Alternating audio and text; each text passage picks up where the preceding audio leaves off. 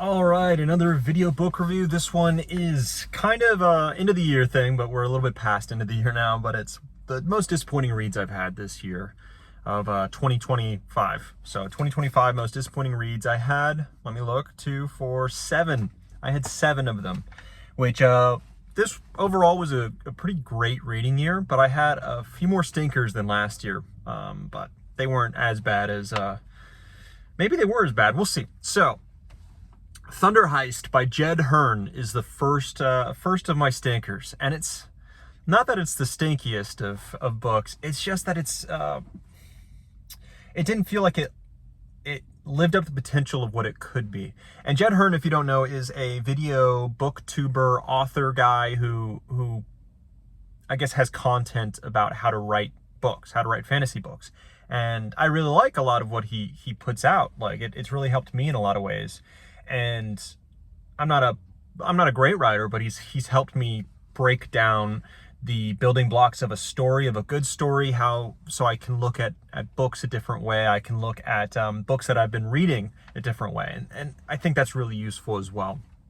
And and I wanted to see what he does with his books. And this one is, I believe, not his newer ones or newest kinds of books. So it's a little bit older. So it's earlier on in his journey. So he's probably gotten better.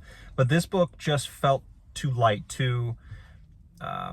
I guess it didn't feel, not like the subject matter, but it felt light on quality, as in like, it wanted to be things. And I saw the building blocks there that he's talked about. And so he put the right ingredients in, but he put the wrong amounts in, or the ingredients were off. So the characters themselves weren't interesting. I saw what he put in to try to make them like these characters from this book or this book here, and it didn't work out. It just wasn't done correctly. He zigged when he should have zagged with that. The story itself, I guess it hit the right beats, but the pacing was all off. So when we hit a beat, it didn't feel like the right time. So it just kind of felt like a slog through most of the book. The world itself is interesting, I guess. He put some interesting things. He took his own take on like a floating city, floating world where the deeps are infested by big monsters. So like humanity has to be, and then the world, the earth, is now, I guess, infested. So I guess humanity, if I remember correctly, is like living on bodies of water or oceans or whatever. So how life has kind of adjusted to that is kind of interesting, I guess. But regardless, paced not well, and characters and beats and all that didn't work out. So it just was a letdown, a short book that took too long. All right, next one is going to be one of the worst books I've read. I think my least favorite book all of last year was The Invisible Life of Addie LaRue by V.E. Schwab, the first book I've read by V.E. Schwab, and potentially my last. I'm definitely steering clear of him, not because he's a bad writer. He actually, like, the writing itself was pretty good, but the subject matter, the character, the story, uninteresting to, I was angry a lot of the time because you had, and my biggest thing, you can go to my review about all these things to get more about it, but my biggest thing, it was a girl, I guess a woman, but she's forever, I guess, a girl because she lives forever. She's living forever. She can't die, but no one remembers her. Absolutely no one remembers her. So interesting storyline, right? Or a plot that's put there, but it was executed poorly because our main character didn't feel weighty. She didn't feel like she had lived through these times. She just felt like a New Yorker who no one remembers, but they could be from, she could and felt like she was from modern times. There was no weight of the ages in this book, and that's what this storyline was promised to me when I read the flap, and I didn't get it, and that kind of had repercussions throughout the whole thing. And it definitely felt there's a weird love triangle with like the devil and someone who actually remembered her, and that was sort of interesting, but it really wasn't. And I just didn't like it. I didn't like the main character at all. I didn't like the storyline where it went. It was just supremely uninteresting, and I felt like the premise was so much more interesting than the execution. All right, the next one is the next two are kind of unknowns. You'll see book reviews of these. Maybe Thessalonica, the next one. The first one will be Thessalonica by Harry Turtledove. One of these books, forgotten fantasy books that I found on the bottom shelf of a used bookstore near me. And yeah, it was a cool premise in that you are set in the Byzantine Empire in Thessalonica in Greece, and you're in a world our world. However, religion is so much more to the fore. Like, it's impacting reality in a way that everyone can see. And the more that someone believes in something, the more believers there are in the faith, the stronger the faith is what it seems like. So in this area, Christianity is very strong, and you see miracles happen. You see the actual power, like, coming from churches, crosses, all this kind of stuff, words of power. And it has kind of pushed away the Greek mythology that was natively there. And you see the remnants of it, and they become a bigger part of the storyline later. And that's kind of interesting. And then you have, in like the real world, what happened, you have the Slavs and the Magyars, I believe, coming down from the north and bringing in a whole new culture and religion. Now you have religious battles, not just between the people and the cultures, but between the actual gods, like, so gods of the Slavs and the Magyars versus God himself. And that happened in the book. And that is interesting, right? And you have a character, our main character, a cobbler, who's kind of thrown into this and into a siege of Thessalonica, and this could be super interesting. All of this sounds kind of interesting. That's why I picked it up. It just was super interesting like that. But it just fell flat on its face because it tried to be like a story where you have kind of a big cast of characters around our main character who are friends, buddies, have really good dialogue, and you laugh with them, you cry with them, that kind of thing. Didn't work. None of the characters were interesting.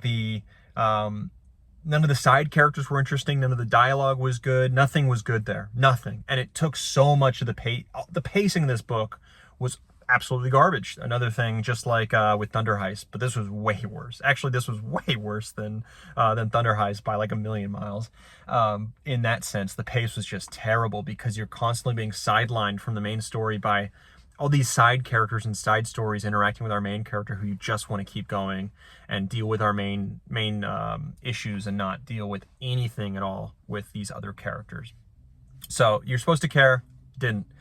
You also have this weird, like a weird thing that kind of built up towards the end, where you're having our main character deal with the Greek centaurs, satyrs, that kind of stuff. And just the interaction there didn't live up to what it was kind of built to be. They felt like different beasts and different from a different time, but the interaction just felt hollow and kind of weird and creepy, and it didn't matter as much. It felt slow and also too quick at the same time. I don't even know how to explain it. It felt hollow in its importance, even though it turned out to want to be important. It didn't feel like it earned it. Yeah, but the main like siege part could have been expanded and been more interesting, but we decided to ruin the pacing with all this other stuff. So that was not good. Next one is Diplomatic Act, a sci-fi book found on the bottom shelf at the same bookstore by Peter Jurasik and William H. Keith Jr. And I believe Peter Jurasik, maybe, or William H. Keith, I forget which, was on the show Deep Space Nine, which I never saw. It was one of those like Stargate shows where it was an offshoot of Star Trek in a way, where these shows are trying to, get the same kind of people in there watching it. And Deep Space Nine was like that tertiary show that I never saw. I was more of a Stargate guy. But you kind of have this guy who is an actual actor in one of these shows, and you have the main character in this book, an actor on one of these shows, and the whole plot is him, playing a different kind of species on this show, being kind of like a Spock character in a way, and then the aliens in outer space needing this kind of person, this kind of character, alien, for their own intergalactic conflict. They go to Earth to get this guy, who they don't know is faking, to help them with their issues. And that sounds a lot like Galaxy Quest in a way, right? And it did sound like that, and I was like, did he copy it? And I looked, and they were kind of released at the same time. So and in fact, this book, Diplomatic Act, I think was released before the screenplay of Galaxy Quest was actually released. So I don't know what happened there, but Galaxy Quest is supremely better than this book. Diplomatic Act, again, the pacing was awful, and the premise was much better than the execution, in that when the whole mix-up happens and our human actor is in space, it just completely falls flat on its face. The conflict isn't interesting. The alien worlds or alien aren't interesting. And then the conflict, once it's actually solved, it didn't feel like it was earned by anything, and it didn't actually feel like a real solution. So that didn't work at all. The other half was an alien taking his place on Earth and trying to escape authorities and uncover a plot. That was far more interesting, but that was maybe like, I would say 20 to 30% of the plot, and even then it was okay. So not a good book. Disappointing for sure. All right, let's get back to more mainstream books.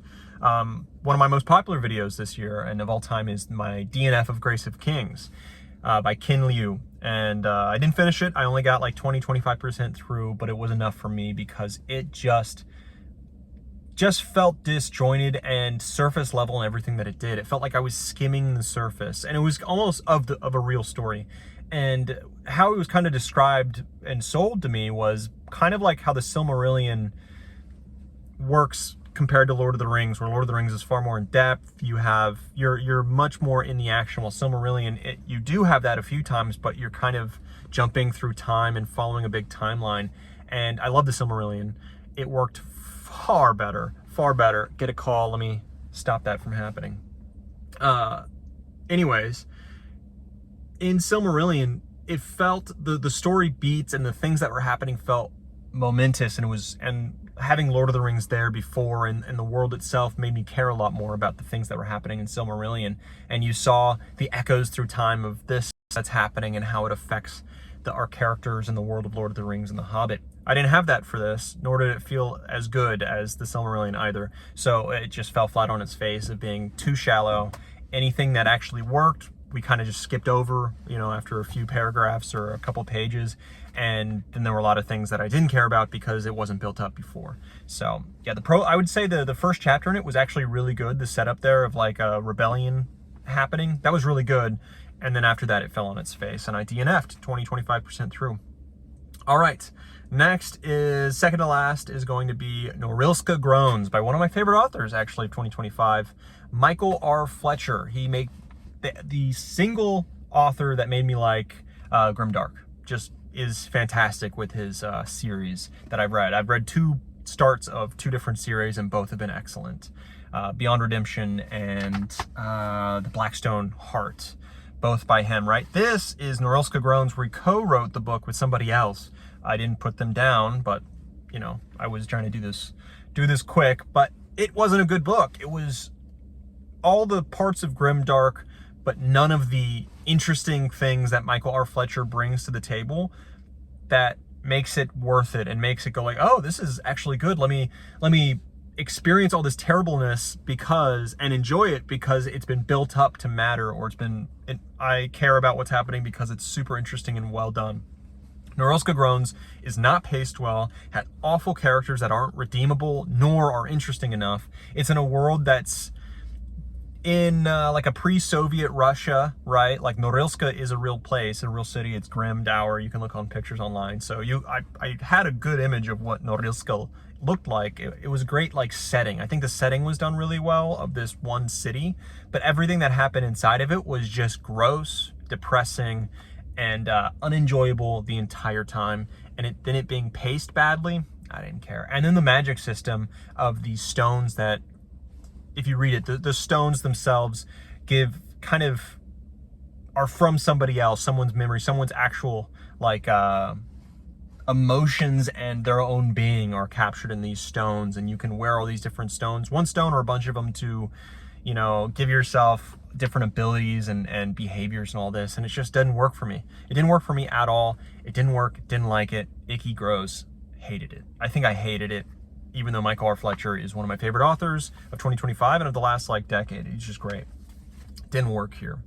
Last disappointment was the last book I read of the year, Shadows Upon Time. You can see my review of it, Shadows Upon Time by Christopher Rocchio. And I've read the entire series now. I've actually really enjoyed the series, really loved it a lot of the time. Most of the books are good. One or two of the books are great. So I had high expectations, and I really, there's not many series that are this long that I've read that I'm, enjoying all the way through like I have been. and this book fell flat on its face for me. The pacing, gosh, pacing is huge, right? As we found out for me, but pacing, this book took forever. It was 1,400 pages and it wasn't paced well.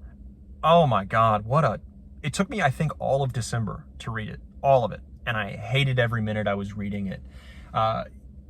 We decided to focus on you can go watch my video for more, like, I talk a little bit more about spoilers. So here I'll just say the main conflict was uninteresting. It was built up to be interesting, but in execution it wasn't.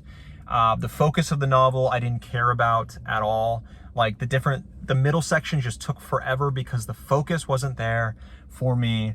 I didn't think any part of this book did well until maybe 1 or 2 chapters did really well, but nothing that I actually enjoyed too much, and it was such a bad ending to a really, really good to great series. This book had the potential to bring it up to great, but now it is forever in the good, and now I'll never read the series probably again category. So that's too bad. I really enjoyed the series coming into it, but this last book, again, go look at I know this is not much. I haven't told you too much about why I didn't like it other than pacing and where it didn't. Gosh, go watch my review. You'll get more of it. And yeah, it's too bad. It's too bad. Anyways, those are my biggest disappointments of the year. I enjoyed myself otherwise. It was a great reading year.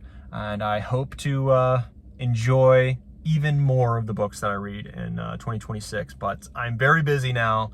I have a fresh new kid, so I have a lot on my plate. Trying to read is a lot harder now that I'm dealing with a new kid. So I'm shooting. Last year I got 62, 63 books finished. The year before that was 80 something books.